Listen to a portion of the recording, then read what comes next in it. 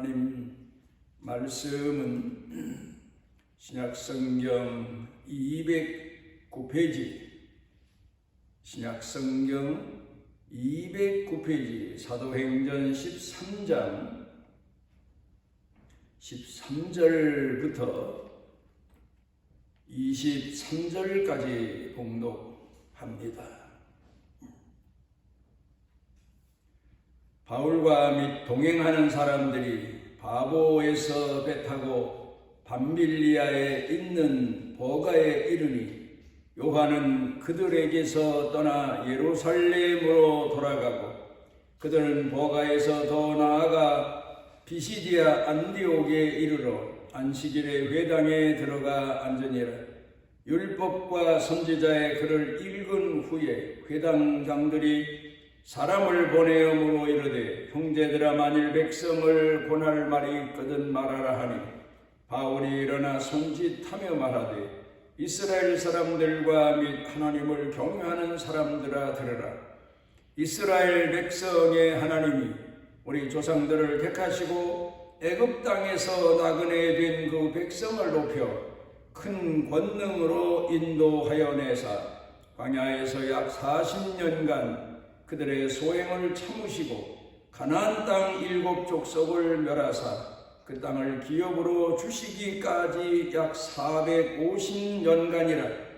그 후에 선지자 사무엘 때까지 사사를 주셨더니 그 후에 그들이 왕을 구하거늘 하나님이 베냐민 지파 사람 기스의 아들 사울을 40년간 주셨다가 패하시고 다윗을 왕으로 세우시고 증언하여 이르시되 내가 이새의 아들 다윗을 만나니 내 마음에 맞는 사람이라 내 뜻을 다 이루리라 하시더니 하나님이 약속하신 대로 이 사람의 후손에서 이스라엘을 위하여 구주를 세우셨으니 곧 예수라.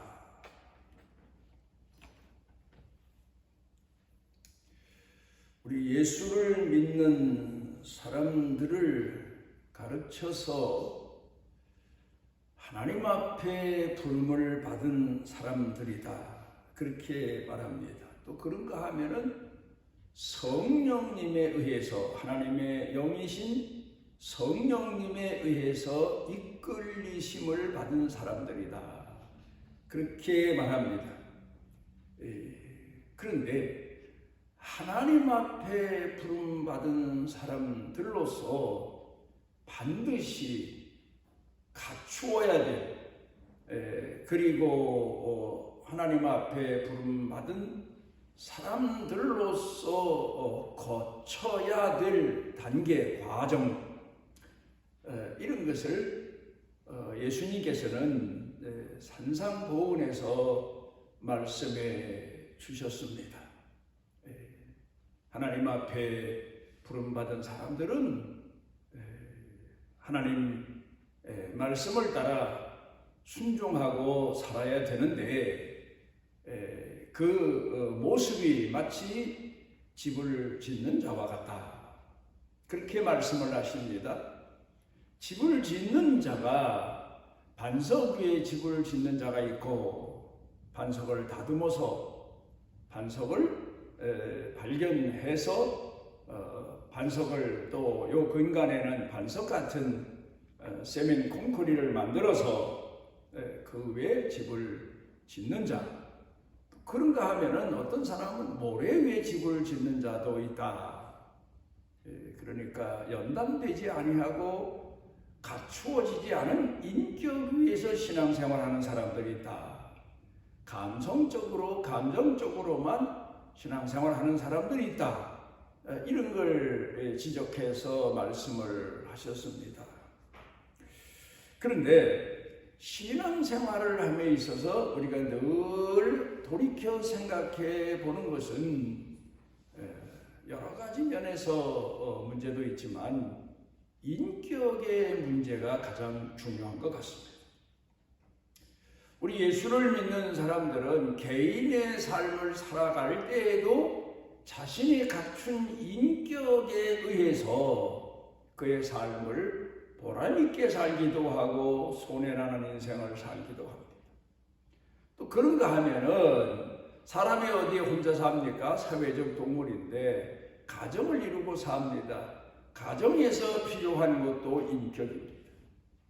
또 그런가 하면 예수를 믿는 사람들은 교회에 하나님께서 모아주신 교회라는 가정 속에서 살아가고 있는데 거기서도 우리가 늘 경험하는 것은 인격입니다.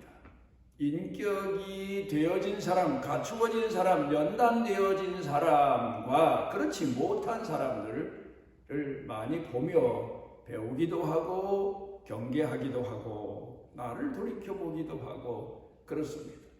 그런가 하면 그 인격은 결국 우리가 나아가서 사회생활하는 데 있어서도 우리 자신의 삶을 지탱하고 사회 사람들과 어우러져서 살아가기도 하는 아주 가장 귀한 그런 우리 자신이 갖추어져 있는 사람됨인 것을 우리가 알게 됩니다. 요 근간에도 봅니다. 사회적으로 유명한 사람들이 얘기가 많이 사람들 입에 오르내립니다마는 그들의 인격이 얼마나 잘 훈련되어졌고 갖추어졌느냐 하는 것을 보면서 존경할 때도 있고 눈살을 찌푸릴 때도 있고 이런 걸 보면서 우리 자신을 돌아보게 됩니다. 중국에서 유명한 진시황의 아버지 여불위라고 하는 이가 사람이 갖추어야 될 인격 내면에 갖추어야 될 사람 때문에 6가지를 이야기한 내용이 있습니다.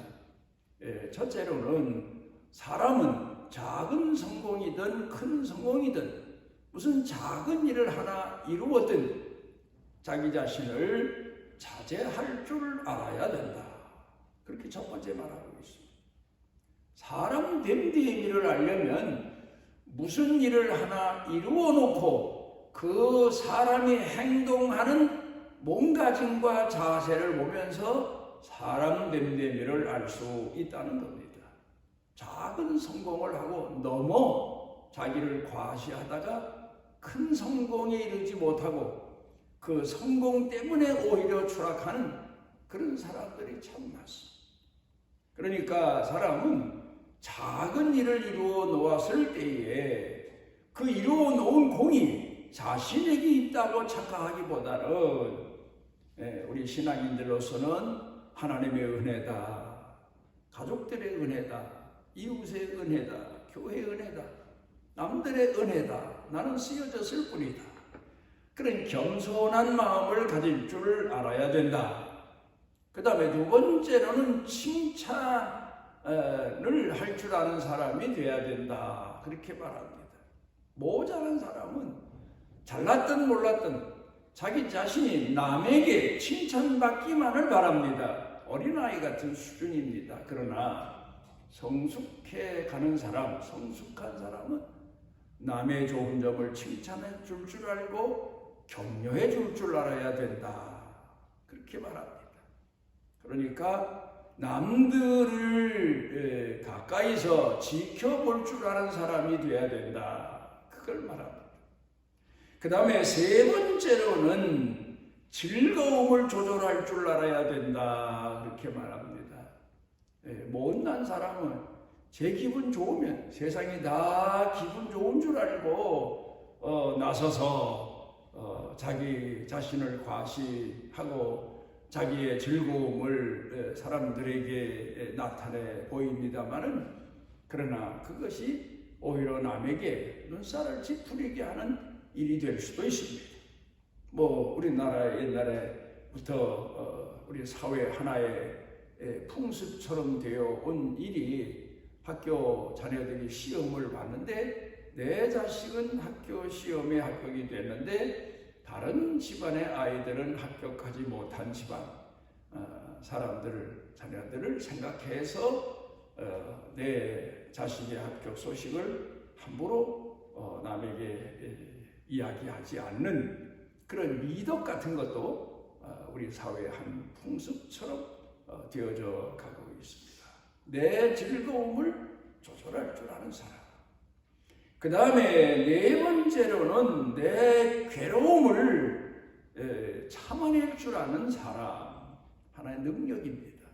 내가 괴로울 때 몸부림을 칩니다. 그러면서 주변 사람들도 함께 괴로움을 겪는 사람처럼 생각해서 남들을 괴롭히는 그런 못난 인격도 있습니다. 그 다음에 다섯 번째로는 슬픔을 극복하는 능력입니다. 사람은 살다 보면 내가 사람을 통한 슬픔도 있을 수 있고 어떤 일로 인해서 실패로 인해서 내가 겪는 슬픔도 있을 수 있는데 그걸 잘 참아낼 줄 아는, 의연하게 살 줄 알고 생활할 줄 아는 인격이 필요하다. 그 다음에는 마지막에 여섯 번째, 노여움을 자제하는 능력, 그렇게 말하고 있습니다. 자기 성격을 다스릴 줄 아는 사람, 그런 얘기입니다.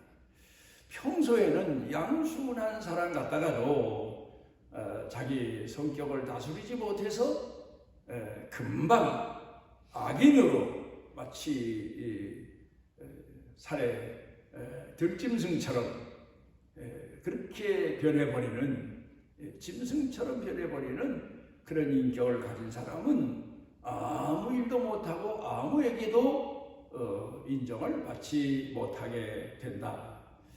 그런 이야기를 하고 있습니다. 성공을 자제할 줄 아는 인격. 그 다음에 두 번째로는 남을 칭찬해 줄 줄 아는 인격. 그 다음에 세 번째로는 내 즐거움을 조절할 줄 아는 인격. 그 다음에 네 번째로는 괴로움을 잘 참아내는 능력. 그리고 다섯 번째로는 내가 겪는 슬픔을 극복할 줄 아는 능력, 지혜. 그 다음에 여섯 번째로는 내 노여움을 조절할 줄 아는 그런 사람이 되어야 된다. 그래야 가정에서도 사회에서도 어느 곳에서도 유용하게 쓰여지며 사는 사람이 될 수 있다. 그런 교훈을 옛날 중국의 진시황의 아버지라고 알려진 여불위라고 하는 이가 교훈 삼아 이야기를 했습니다. 우리가 오늘도 신앙생활을 하면서 많은 사람을 만납니다. 또 함께 신앙생활을 합니다. 그러면서 내 자신에게서도 발견되는 게 인격의 문제고 남에게서 발견되는 것도 인격의 문제입니다. 그런데 이런 우리 신앙인들로서 하나님 앞에 부름을 받은 신앙인들로서 얼마나 영광스러운 축복을 누리게 됐습니까? 이 세상을 창조하신 창조주 하나님이 그 많은 사람들 가운데 특이한 것도 없고 잘난 것도 없고 특별한 것도 없는데 나를 선택하셔서 주의 성령으로 나를 이끌어 하나님의 자녀 되게 하셨다. 얼마나 귀한 복을 받았습니까? 그런데 내 신앙 훈련이 부족해서, 인격이 부족해서 하나님 영광에 이르지 못하는 그 부름받은 복이 오히려 화가 되는 가룟 유다처럼 그런 사람들을 우리가 보며 우리 자신을 돌이켜 볼 수 있어야 됩니다. 철학자 플라톤이 이 국가론에 대해서 이야기를 했습니다. 그 헬라 철학자들이 한참 철학을 꽃피울 시대에 로마가 세계를 정복하고 지배하던 때 아닙니까? 그때 가장 유명한 것이 바로 로마 사람들이 주도하던 경기입니다. 아마도 그런 경기를 주도하게 된 것은 사람들의 건강이 국력이다. 아마 그런 차원에서 옛날에는 모든 일을 다 사람의 힘으로 했기 때문에 경기라고 말을 합니다마는 신대결 거기서 최고의 사람을 뽑아내는 이제 그런 경기장이 유명했고 경기가 유명했는데 이 플라톤이 그 당시의 경기장의 모습을 비유로 들어서 국가론을 얘기를 했습니다. 큰 경기가 이제 진행됩니다. 그러면 사람들이 엄청나게 몰려와서 구경하고 그럽니다마는 거기에 모인 사람들, 거기에 경기 때문에 몰려오는 사람들을 세 부류의 사람으로 플라톤은 분류를 했습니다. 먼저는 큰 경기가 있다. 사람이 모인다. 그러면 거기 가서 장사하면 되겠다. 돈을 벌자. 상인입니다. 돈 벌기 위해서 경기장에 오는 사람. 그렇습니다. 그 다음에 경기를 주도하는 사람이 누굽니까? 선수들 아닙니까? 선수들입니다. 그 경기에 나가서 승리하고 이기기 위해서는 상대방을 이기고 최고의 사람이 되기 위해서는 엄청난 훈련을 하는 사람들이다. 그러니까 그 경기하는 내내 주도적인 사람이고 중요한 위치의 사람이다. 그렇게 말합니다. 또 그런가 하면 세 번째로는 그 경기를 관람하기 위해서 온 구경꾼이다. 누가 잘했네, 못했네, 평을 하면서 이제 그걸 보며 즐기기만 하는 그런 사람들. 그러니까 한 국가를 놓고 볼 때 자기 이익만 추구하는 사람들이 있다. 그 다음에 두 번째로는 정말 그 국가의 운명을 주도해 가면서 열심히 국가를 위해서 헌신하고 노력하고 희생하는 사람들이 있다.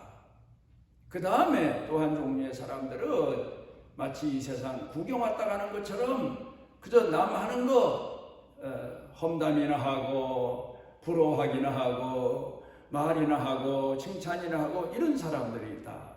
그렇게 이야기를 했습니다. 여기서 우리가 배우는 교훈이 있습니다.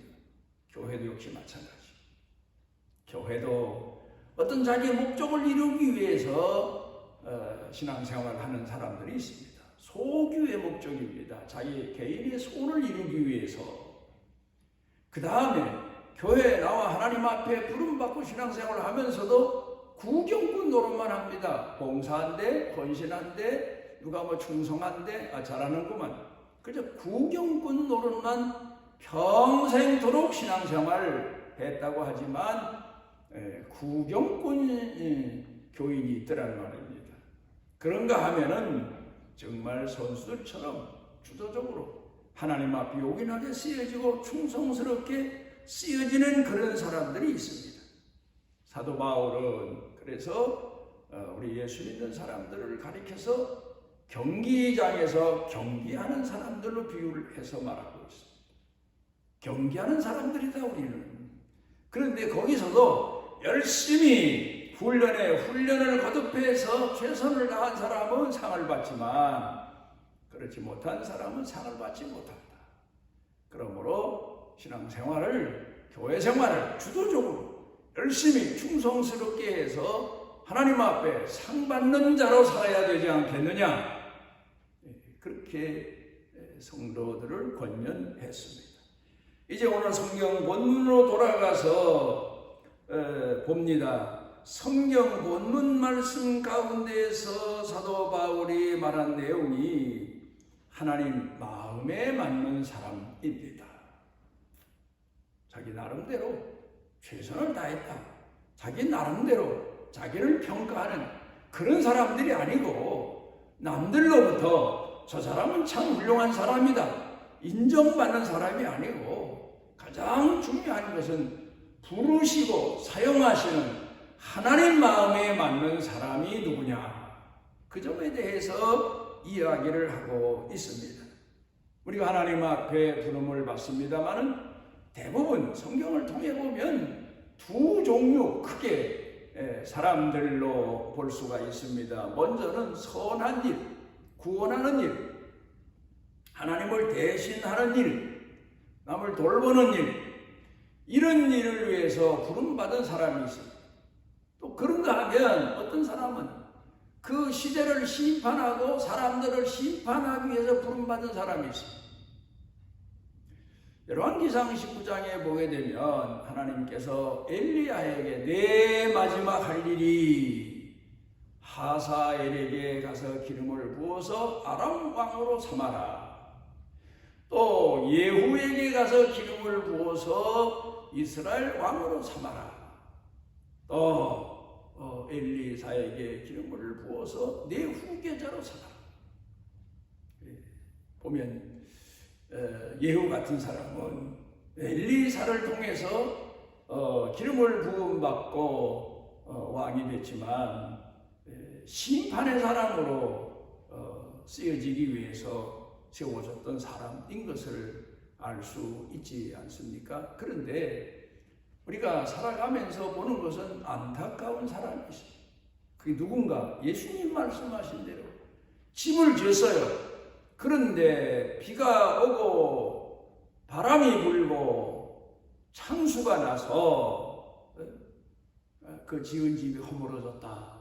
그렇게 말씀하신 것처럼 인격의 훈련, 신앙의 훈련이 제대로 되지 못해서 하나님 앞에 처음에는 그 고귀한 일을 위해 부름받고 쓰여지다가 나중에 버림받은 사람들, 집이 무너지고 인격이 무너지고 그 신앙이 무너져버린 사람들, 참 안타까운 사람들입니다. 이런 사람들이 있더라는 말입니다. 우리가 이런 점을 되돌아보면서 우리는 끝까지 하나님 앞에 우리 자신의 신앙과 삶을 계속해 갈 수 있도록 철저하게 내 자신이 훈련에 임하고 충성에 임하고 헌신에 임하는 그런 사람으로 살아가야 됨을 알 수 있습니다. 이제 사도 바울이 말한 하나님 마음에 합한 사람 다윗에 대해서 돌이켜 생각해 봅니다. 이 사람이 누군가? 의로운 사람, 흠없는 사람 아닙니다. 죄인입니다. 큰 죄인입니다. 그런데 어떻게 이 사람이 하나님 마음에 맞는 사람으로 성경에서 계속 하나님께서 자랑을 하셨나? 참 중요한 겁니다. 우리는 가끔 보면 사람을 내 기준대로 평가하는 경우가 참 많습니다. 그런데 또 여러 사람들이 평가하는 사람을 우리가 또 보기도 합니다. 민주주의 국가에서 보면 여러 사람들이 좋다고 해서 세웠는데 정말 좋은 사람도 있지만 결국 잘못된 사람을 잘못 알아서 세워서 나라 꼴이 어려워지는 그런 경우도 우리가 많이 경험해 온 것을 알 수가 있습니다. 그런데 하나님 마음에 맞는 사람, 우리가 살아가면서 여러분 마음에 맞는 사람은 어떤 사람입니까? 마음에 쏙 드는 사람, 흠없는 사람? 물론 흠 없으면 좋지요. 그런데 흠은 없는데 부담되는 사람이 있더란 말이에요. 약점을 찾으려면 없어요. 그런데 영 부담이 되는 사람이 있어요. 또 그런데 어떤 사람은 허물투성이에요. 그런데 내 마음에 드는 구석이 있는 사람이 또 있어요. 그럼 내 자신의 평가 기준이긴 합니다만은, 그런데 성경 가운데 보게 되면 사람들은 그를 우러러 흠없는 사람, 그래서 존경하는데 하나님 마음에는 하나도 안 드는 사람들이 있어요. 그게 누굽니까? 예수님이 땅에 오셨을 때에 바리새인들이거나 레위인이거나 제사장들 아닙니까? 거룩해 보이고 천사 같아 보이고 선해 보이지만 하나님 마음엔 하나도 들지 않은 외식자, 회칠한 무덤 같은 사람들. 이 교회도 보면 그렇게 신앙생활 어물어물 남 보기에만 또 자기 자신 보기에만 거룩한 사람, 성실한 사람, 깨끗한 사람, 청렴 결백한 사람으로 살아가는 사람들이 있더란 말입니다. 중요한 것은 나를 부르시고 나를 사용하시는 하나님 마음에 드느냐가 문제입니다. 하나님께서 이 허물이 많은 다윗을 왜 마음이 아픈 사람이라고 하셨을까? 그러니까 다윗의 행동은 다 옳았다 좋았다 그 말씀이 아닙니다. 다윗에게도 문제가 많고 허물이 많습니다. 그런데 하나님 마음에 들었다. 그러니까 그 어렸을 때 보면 하나님을 향한 용기가 대단한 사람, 하나님을 향해서 목숨을 내걸고 나서는 용기가 대단한 사람, 남들이 싫어하는 것을, 형들이 싫어하는 것을 대신 자신이 나서서 하는 사람, 할 줄 아는 사람, 아버지 마음에 드는 자식이겠죠. 또 그런가 하면 그 골리앗과의 전쟁에서 남들은 다 두려워 떠는데 여호와 이름으로 나서는 용맹스러운 사람, 그도 하나님 마음에 드는 사람입니다. 그러다가 그가 왕이 된 다음에 범죄했습니다. 그때 그가 얼마나 철저하게 회개했으면 하나님이 그를 용서해 주십니다. 그게 마음에 들었습니다. 죄를 짓고도 허물이 있는데도 자기 죄를 감추고 의인인 척하고 그런 사람보다 자기 죄를 시인하고 통례하고 자복하고 돌이킬 줄 아는 사람, 마음에 드는 사람. 그런가 하면 다윗에게 있어서 훌륭한 점이, 우리가 흔히 그런 얘기합니다. 에덴 동산에서 아담과 하와가 선악과를 따먹고 하나님 앞에 문책을 받을 때에 아담이 한 얘기가 뭔가? 하나님이 주신 여자, 나 저 여자 때문에 범죄했습니다. 핑계 아닙니까? 변명 아닙니까? 그런데 예수님은 이 땅에 오셔서 죄인들의 죄를 자신이 죄인인 것처럼 다 담당하시고 십자가를 지셨습니다. 흔히 성경학자들이 하는 얘기가 다윗의 훌륭한 점이에요. 바세바가 나를 유혹해서 범죄했나이다. 그렇게 변명하거나 아담의 죄를 반복한 게 아니고 내가 죄를 지었나이다. 내 죄입니다. 죄에 대해서도 책임질 줄 아는 사람. 훌륭한 다윗의 인격, 신앙으로 평가하고 있습니다.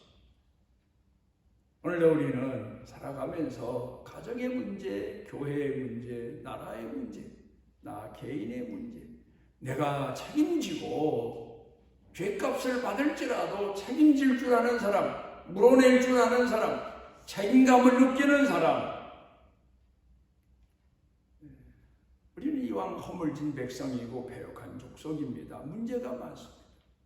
그 사실을 인정하고 통회하고 자복할 줄 알고 회개할 줄 알고 돌이킬 줄 알고, 그리고 가장 중요한 것은 하나님 앞에 부름받은 자로서 사명을 다할 줄 아는 사람, 사명의 책임을 다질 줄 아는 사람, 책임을 다할 줄 아는 사람. 교회를 목회하는 사람은 교회에서 일어나는 모든 일을 책임질 줄 알아야 되고, 가정을 이끄는 사람은 가정에서 일어나는 모든 일을 책임질 줄 알아야 되고, 나는 아닙니다. 그건 변명이고 책임 회피지요. 나라를 위해서도 역시 마찬가지입니다.